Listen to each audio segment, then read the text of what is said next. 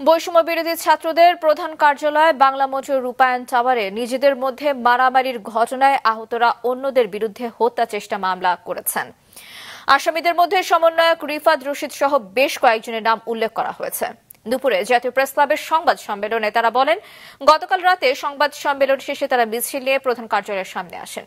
সেখানে তাদের সঙ্গে কেউ যোগ না করলে তারা মামলা করার জন্য প্রস্তুতি নিলে সে সময় তাদের বিভিন্ন অজুহাতে থামানো হয়। পরে আজ তারা রমনা থানায় মামলা করেন। যৌক্তিক সময়ের মধ্যে আসামিদের গ্রেফতার করা না হলে কঠোর আন্দোলনের হুঁশিয়ারিও দিয়েছেন তারা।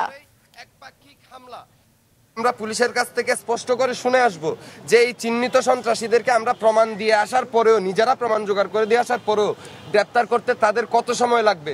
তারা যদি কোনো একটা বাস্তবিক সময়সীমা আমাদেরকে বলে, তাইলে আমরা সেই সময়সীমা পর্যন্ত তাদেরকে সময় দিব। আর যদি কোনো অবাস্তবিক সময়সীমা তারা আমাদেরকে বলে, সেই ক্ষেত্রে আমরা পরবর্তী নির্দেশনা আবারও একসাথে এগিয়ে আসবো আমরা।